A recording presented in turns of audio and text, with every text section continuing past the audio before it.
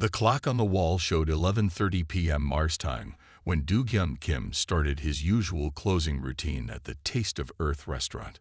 The small eatery sat in a quiet corner of New Seoul, one of the busier districts in Mars Colony 7. Through the clear dome that protected the colony, the red Martian sky had already turned dark, with Earth shining like a bright blue star. Do-hyun wiped down the last table, his movements careful and precise, just like when he cooked. The restaurant wasn't very big, just 8 tables and a small counter, but it was his. The walls were decorated with old photos of Earth, Seoul's busy streets, his family's first restaurant back in Busan, and his favorite picture, one of him as a little boy, standing on a chair next to his grandmother as she taught him how to make kimchi. Another quiet night, he said to himself, something he did more often these days. Living on Mars was exciting, but it could get lonely. Most of his customers were Korean-American colonists who missed the taste of home, with a few curious visitors from other Earth colonies who wanted to try authentic Korean cuisine. The soft hum of the air recyclers filled the silence as he checked the kitchen one last time. His grandmother had always said a clean kitchen was as important as good ingredients. The thought of her made him smile. She would have been amazed to see her grandson cooking Korean food on Mars, even if she had always complained that Mars-grown vegetables didn't taste quite right. Just as he was about to turn off the main lights, he heard a strange tapping sound at the front door. Do-hyun looked up, ready to wave away any late-night customers, but what he saw made him freeze. 2 figures stood outside his door, their hands pressed against the clear plasteel. They weren't human. That was clear right away. Both were feminine in shape, but their skin seemed to shimmer and change colors like soap bubbles in sunlight. One had patterns of soft light moving across her face, while the other had what looked like delicate crystal formations along her temples. They were aliens, real aliens. Do-hyun had seen alien visitors in the colony before. Mars was becoming quite the multicultural hub, but never at his restaurant, and never looking so desperate. His hand hovered over the door's control panel. The colony was safe, with strict security, but his grandmother's voice echoed in his head. Never turn away a hungry soul, Do-hyun. Food is how we show our humanity. He opened the door. The 2 aliens almost fell inside. They were wearing what might have once been elegant clothing, but now the fabric was torn and dirty. The taller one with the crystal formations tried to speak, but her translator device just made static sounds. "Are you okay?" Do-hyun asked, keeping his distance but ready to help. "Do you need medical help?" The shorter one with the bioluminescent patterns touched her translator, and a broken voice came out. "Food, please. Many days." "No." The translation was rough, but the message was clear. They were hungry. Very hungry. Do-hyun looked at them more carefully. Despite their alien appearance, he could read their body language. The way they swayed slightly, how they held themselves up against the wall, the look in their eyes. He had seen that look before, in old videos about refugees his grandmother had shown him. She had been a refugee once, during harder times. "Sit down," he said, pointing to the nearest table. I'll make you something to eat." They practically collapsed into the chairs. The one with crystal formations, he decided to think of her as Crystal for now, tried to say something else, but her translator just crackled and went silent. In the kitchen, Do-hyun's mind raced. What do you cook for aliens? Could they even eat Earth food? He had heard some alien species were poisoned by certain Earth ingredients, but they had come to his restaurant, so maybe they knew they could eat the food. He decided to start simple. Rice. Rice was safe for most species, according to the colony's diplomatic guidelines. As the rice cooker hummed to life, he looked through his serving window at his unexpected guests. They sat very still, but he could see they were looking around his restaurant with great interest, especially at the photos. The one he'd mentally named Lights because of her glowing patterns reached out to touch the table's surface, then quickly pulled her hand back, as if afraid she might break something. Do-hyun felt a sudden wave of sympathy. Whatever had happened to them, They were clearly far from home and in trouble. He made a decision. If they can eat rice, he muttered to himself, they can probably handle the rest. He began pulling ingredients from his cooler. Vegetables, some Mars-grown, and some imported from Earth, preserved meat, real meat, not the printed stuff, and his precious stash of gochugaru, Korean red pepper, flakes his cousin brought him from Earth. His hands moved automatically, falling into the familiar rhythm of cooking. He started making his grandmother's kimchi jjigae, a warm, spicy stew that she had always made when someone was sick or sad. As he worked, he remembered her words. Food isn't just about filling the stomach, Do-hyun. It's about filling the heart. The kitchen filled with the smell of garlic and ginger, sauteing in his best sesame oil. He added his homemade kimchi, the fermented cabbage lending its deep, complex aroma to the pot. The broth began to simmer, and he carefully adjusted the seasoning, tasting as he went. While the stew cooked, he quickly prepared some banchan, small side dishes that were essential to any Korean meal. Simple things: blanched spinach with sesame oil, quick pickled radishes, and a small portion of his emergency kimchi stash. Through all of this, he kept glancing at his guests. They had started to look more alert as the cooking smells filled the restaurant. The lights flowing across Light's face had begun moving faster, and the crystal formations on Crystal's temples were catching the restaurant's lights in new ways, creating tiny rainbows on the wall. Finally, everything was ready. Do-hyun arranged the dishes carefully on his best serving tray.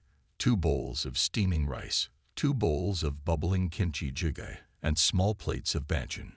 He'd added extra broth to the stew, making it easier to eat if they were as hungry as they seemed. As he carried the tray out, both aliens sat up straighter. Their eyes, if you could call them eyes, widened at the sight of the food. Do-hyun set everything down carefully, arranging the dishes in the traditional way his grandmother had taught him. Careful, he said, pointing to the stew. It's hot. Temperature hot. I mean. And spicy too. You can eat this, right? It won't make you sick. Crystal touched her translator again, and this time it produced a few clear words. Safe. For us. Thank you. Do-hyun stepped back and watched as they picked up their spoons. He had given them proper Korean metal spoons, not the disposable plastic ones. His grandmother would have haunted him if he'd served guests with plastic utensils, even alien guests. Both aliens dipped their spoons into the stew at the same time. They took their first taste. And then something amazing happened. The patterns of light across Light's face exploded into a dazzling display of colors, like a aurora borealis in miniature. The crystal formations on Crystal's temples began to glow from within, sending those tiny rainbows dancing all around the restaurant. They both made sounds, soft, musical notes that their translators didn't even try to convert into words. But Do-hyun didn't need a translation. He recognized wonder when he saw it. They began to eat in earnest then, with the careful movements of people who wanted to savor every bite despite their hunger. Do-hyun quietly went back to the kitchen and made another pot of rice. He had a feeling they would want more. As he worked, he thought about his grandmother.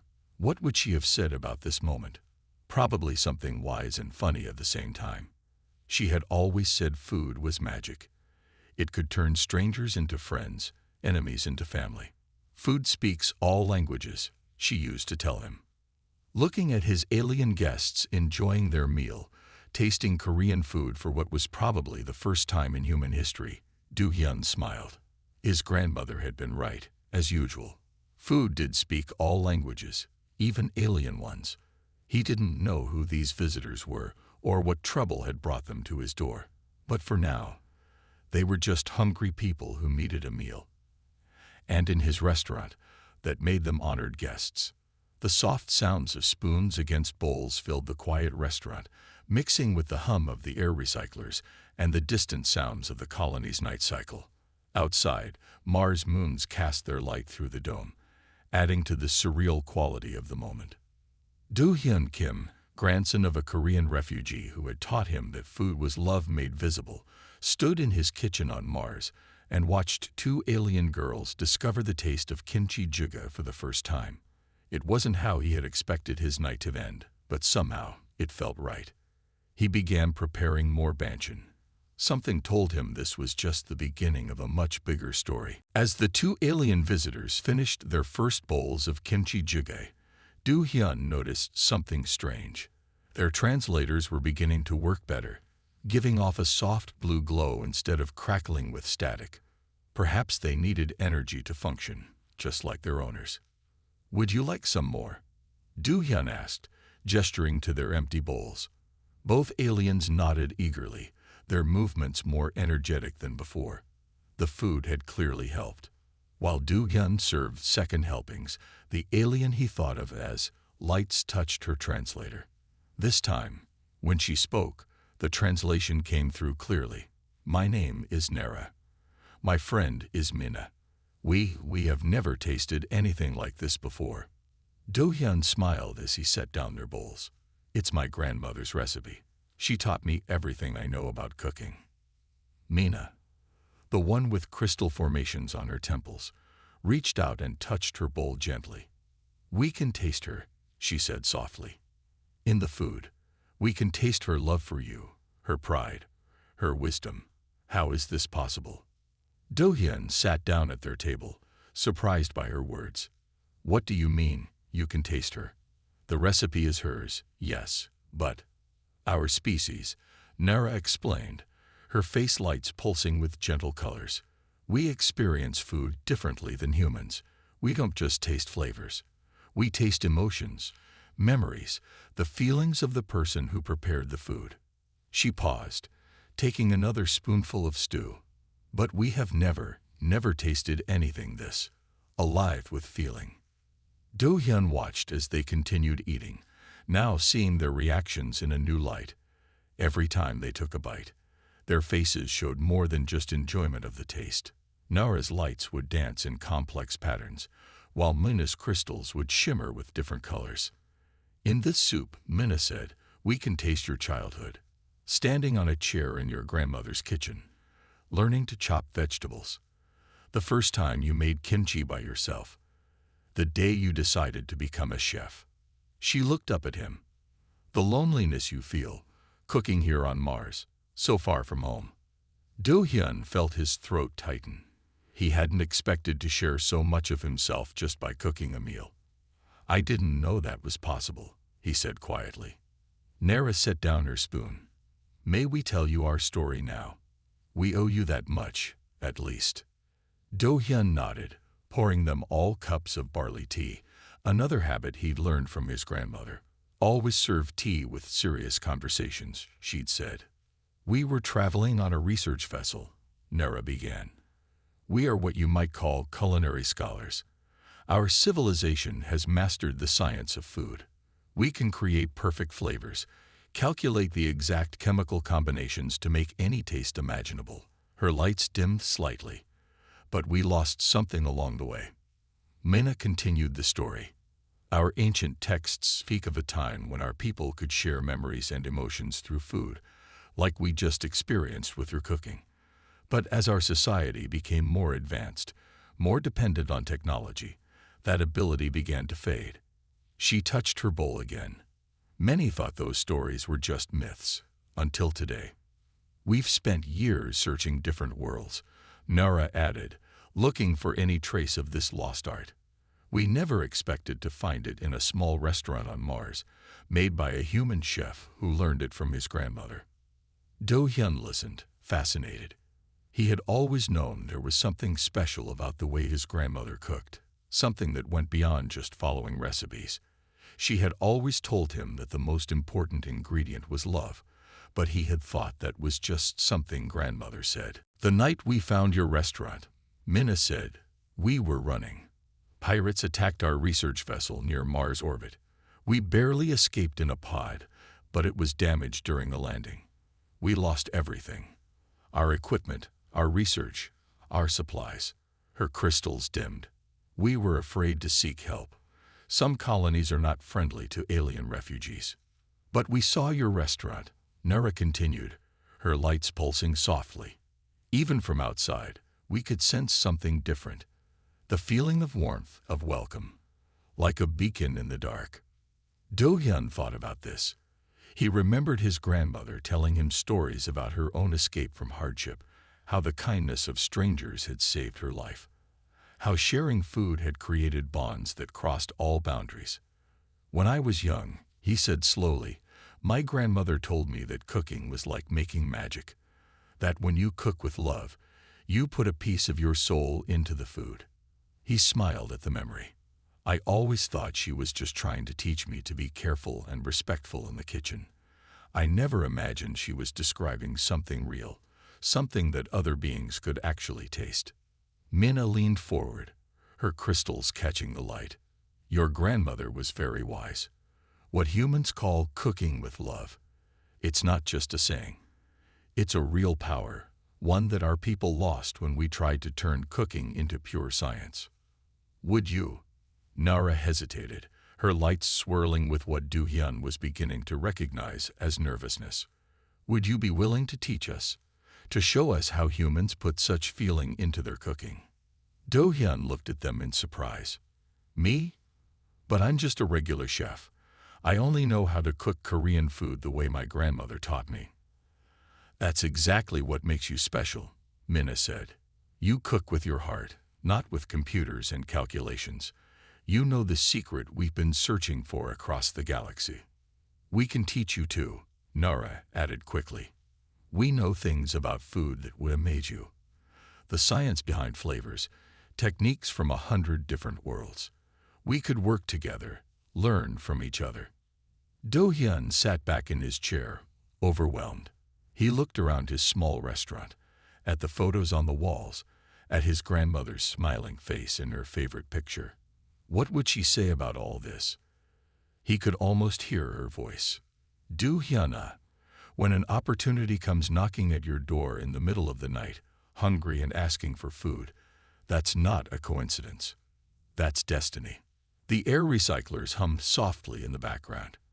Outside, the Martian night was in full dark, with Earth shining brightly through the colony's dome.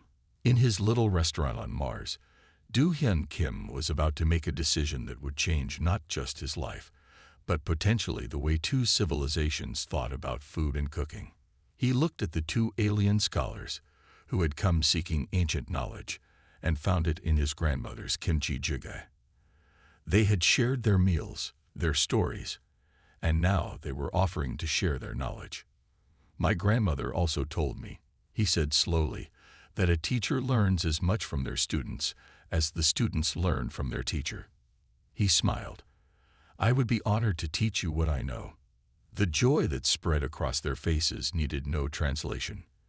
Nara's lights created a dazzling display that lit up the whole restaurant, while Mina's crystals scattered rainbow colors across every surface. But first, Do-hyun said, standing up, let me show you how to make proper kimchi. It's the foundation of everything else. He paused. And my grandmother would never forgive me if I didn't start with the basics.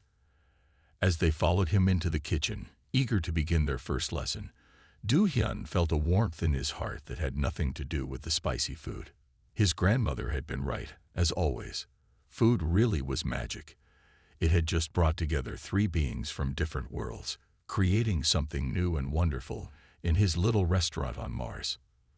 The night was far from over, but it had already become one of the most important in Do-hyun's life. As he began gathering ingredients for their first lesson, he smiled, knowing his grandmother would have loved every minute of this. The next morning, Do-hyun arrived at his restaurant earlier than usual. He hadn't slept much, his mind full of the amazing events from the night before. He had spent hours teaching Nara and Minna the basics of kimchi making, watching in wonder as they experienced every step with their unique ability to sense emotions in food preparation. He found them already waiting outside his restaurant. They had cleaned up since last night, their clothes repaired using some kind of advanced technology he didn't understand. In the light of Mars morning, their features were even more striking. Nara's light patterns seemed to match the soft orange of the Martian sunrise, while Mina's crystals reflected the early light like carefully cut diamonds. "Good morning," Du-Hyun said, opening the door. "I hope you managed to get some rest." The colony's emergency shelter was very kind, Nara replied, her lights pulsing with gentle blues and greens. "We told them we were here to study Earth cuisine, and they gave us temporary housing." Inside the restaurant, Du-Hyun started his morning routine, but today felt different. As he checked his ingredients and started the rice cookers, his two new apprentices watched everything with intense interest. "Before we continue our lessons," Mina said, her crystals shifting to a curious purple shade, "we would like to show you something in return." She placed a small device on the counter. It looked like a silver cube about the size of Du-Hyun's palm. "This survived the crash," Nora explained. "It contained some of our research data about food science."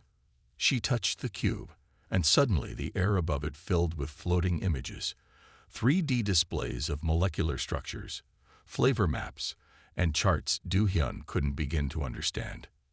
"This is how our people study food now," Mina said, her voice carrying a hint of sadness. "We can break down any dish into its exact chemical components. We can predict how flavors will combine. We can calculate the perfect temperature, texture, and taste." The images shifted, showing more complex patterns. "But there's no life in it. No soul." Do-Hyun watched as they demonstrated their food science technology. It was incredible. They could analyze any ingredient instantly, understanding its composition better than any human food scientist could dream of. They showed him how they could create perfect replicas of any flavor, how they could design new taste combinations with mathematical precision. "Last night," Nara said, "when we tasted your grandmother's recipe, we recorded the chemical analysis." She touched the cube again, and new images appeared. "But look at this." The display showed two sets of data. One was precise and orderly, showing the exact makeup of his kimchi jjigae. Every spice, every ingredient, every chemical reaction that occurred during cooking. The other reading was different. It showed patterns their instruments couldn't explain, energy signatures that didn't match any known scientific principle. "This," Minna pointed to the mysterious readings, "is what we lost. The emotional resonance in food. Our instruments can detect it, but we don't understand how it works. It's like trying to measure love with a ruler." Do-Hyun leaned closer to the display, fascinated. "And you can taste this? These patterns?" "Yes," Nara said. "Every time you handle an ingredient with care, every time you remember your grandmother's teachings, every moment of love and attention you put into your cooking, it creates these patterns. We can taste them all. Our civilization used to cook this way," Minna added.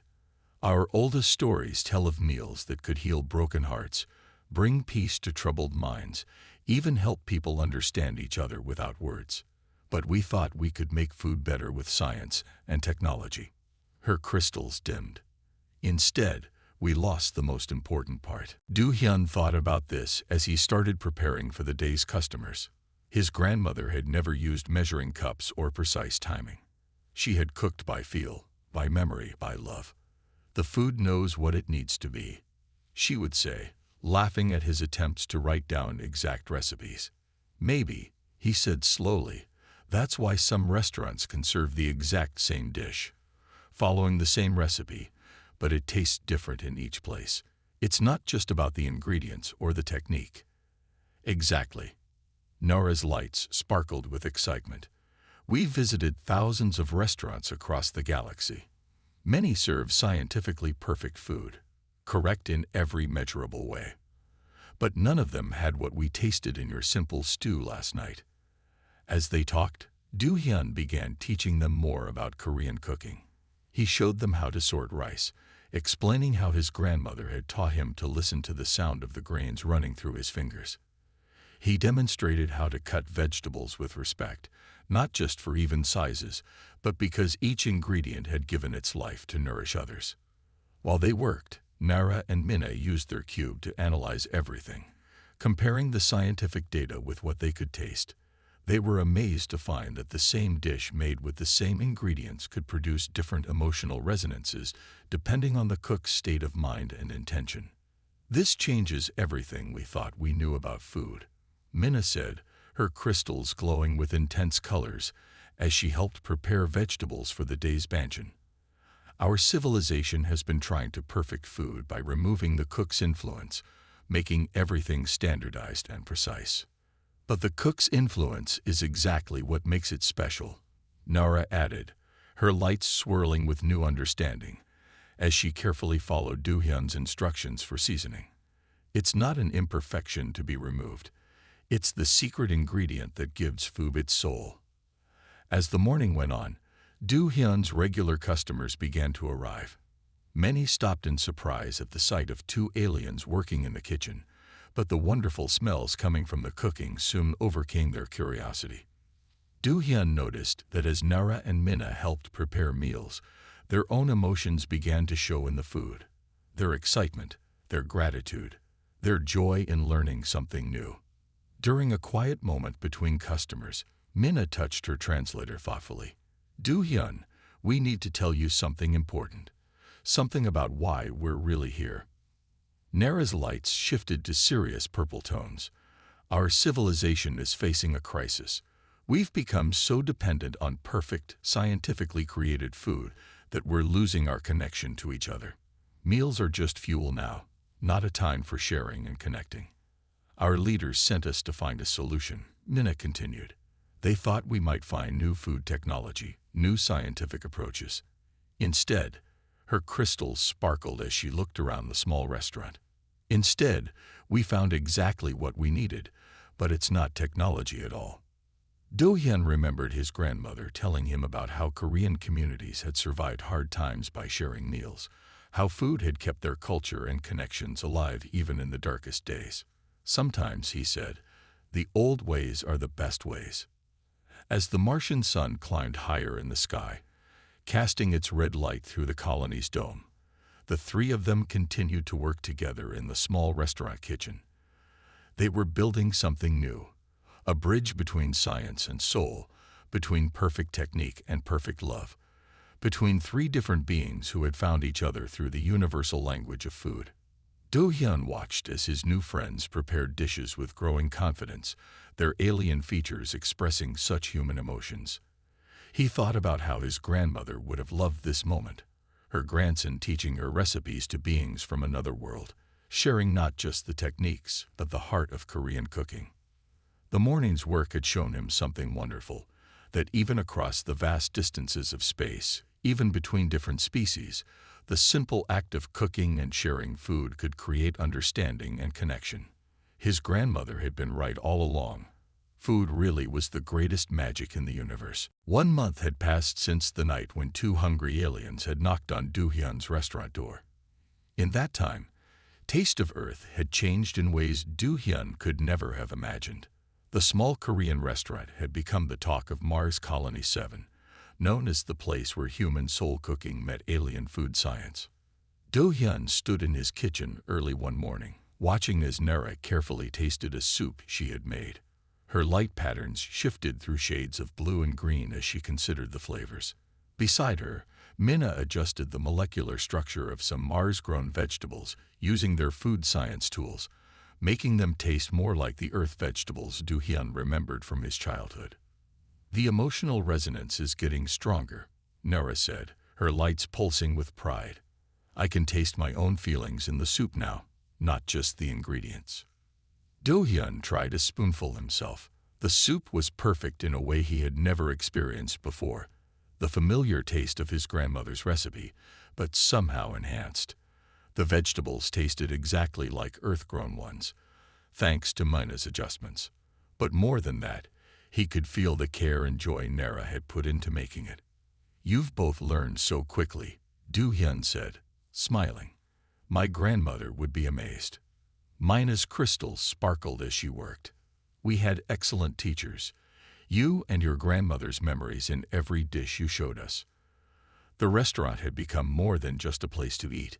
It was now a learning center where the best of human cooking traditions met the most advanced food science in the galaxy. Regular customers watched in wonder as alien technology and Korean cooking techniques worked together to create something entirely new. But today was special. Today, they were expecting important visitors. "Are you nervous?" Do-hyun asked his friends as they prepared for the day. Both aliens had become like family to him over the past month. "A little," Nara admitted, her lights showing swirling patterns of anxiety. "The High Council of our civilization doesn't usually travel to places like Mars. They're coming because of our reports about what we've learned here." The High Council had been skeptical at first. The idea that a small human restaurant could hold the key to their civilization's lost connection with food seemed impossible. But the data Nara and Minna had sent back was undeniable. The emotional resonance patterns they had recorded in Do-hyun's cooking were exactly what their ancient texts had described. As they worked through the morning, Do-hyun thought about how much he had learned from his alien friends.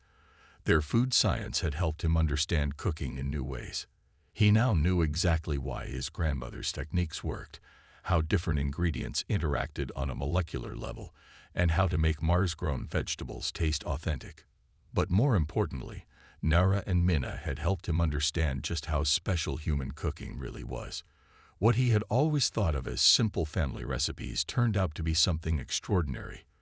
A way of putting love and memory directly into food that even advanced alien civilizations had lost. At exactly noon, the council members arrived. They were tall, elegant beings with both crystal formations and light patterns, marking them as leaders of Nara and Minna's people. Their translators were much more advanced, allowing smooth conversation. "Welcome to Taste of Earth," Do-hyun said, bowing in the traditional Korean way. "We have prepared a special meal to show you what we've learned together." The council members sat at the carefully prepared table. Do-hyun noticed that their crystals and light patterns showed no emotional colors. They were keeping themselves neutral, scientific, reserved. The meal began. Each dish was a careful blend of Korean soul cooking and alien food science. Traditional kimchi made with vegetables that Minna had adjusted to be perfect on a molecular level. Soup that carried both the warmth of Do-hyun's grandmother's love and the precise balance of flavors that Nara had learned to create. Banchan that looked simple but had been enhanced by alien technology to bring out the exact taste Do-hyun remembered from Earth. As the council members ate, Do-hyun saw their neutral expressions begin to change. Their crystals started to glow with colors he had never seen before. Their light patterns began to move in complex ways that made Nara gasp in surprise. The head of the council set down her spoon. "We taste everything," she said quietly. "The history in these recipes, the love of a grandmother teaching her grandson, the joy of friends cooking together, the pride in preserving traditions." She looked at Do-hyun with new respect. "We had forgotten that food could do this." Another council member spoke up, his crystals glowing brightly. "Our civilization tried to perfect food through science. We thought emotions in cooking were primitive, unnecessary. But this," he gestured at the dishes before them, "this is what perfection really means. Science and soul working together." Do-hyun watched as the council members continued to eat, their formal manner falling away as the food worked its magic. They began to share stories of their own childhood meals, of foods they remembered from before their civilization had turned entirely to science. The emotional resonance in the food was awakening long-buried memories and feelings. Nara and Minna stood proudly beside Do-hyun, their features glowing with happiness. Their mission had succeeded, but in a way none of them had expected. Instead of finding new food technology, they had rediscovered something their people had lost: the simple magic of cooking with love. The head of the council turned to Do-hyun. "We came here thinking we might learn some primitive cooking technique. Instead, you have shown us what our civilization has been missing. Our people need to remember how to put their hearts into their food, not just their science." She looked at Nara and Minna. "Your new mission will be to establish a cultural exchange program. We want to learn from Earth's cooking traditions, and we can share our food science in return. This restaurant will be the first of many bridges between our peoples." Do-hyun thought about his grandmother. She had always said that her little restaurant was more than just a place to eat. It was a place where people could find comfort, connection, and understanding. Now her grandson's restaurant on Mars was becoming a place where different species could find those same things. "I would be honored," Do-hyun said, "to continue teaching what my grandmother taught me, and to learn from your people as well." As the council members prepared to leave, they did something unexpected. Each of them touched their crystals and light patterns, recording the emotional resonance of the meal they had just shared. "So we never forget again," they explained, "what food is meant to be." That evening, after all the excitement was over, Do-hyun, Nara, and Minna sat together in the quiet restaurant. They were tired but happy, knowing they had started something important. "Your grandmother would be proud," Minna said, her crystals glowing softly in the dim light. "Her recipes will now help an entire civilization remember how to cook with love." Do-hyun looked at the photo of his grandmother on the wall. Her smile seemed especially bright tonight. "She always said food was magic," he replied. "I guess she was right about that too." Nara's lights made gentle patterns in the darkness. "And to think it all started because you opened your door to two hungry strangers in the middle of the night." Do-hyun smiled, remembering that moment when he had decided to help two desperate aliens who needed food. "That's what my grandmother taught me. When someone is hungry, you feed them. Everything else works itself out." Together, the three friends began planning their next steps. There would be more lessons to teach, more techniques to share, more bridges to build between their cultures. But for now, they simply enjoyed being together in the warm kitchen that had become home to all of them. Outside, Mars moons shone through the colony's dome, while Earth glowed like a blue jewel in the distance. In a small restaurant named Taste of Earth, human soul cooking and alien food science had come together to create something new and wonderful. And it had all started with a simple act of kindness, feeding two hungry souls who knocked on a door late at night.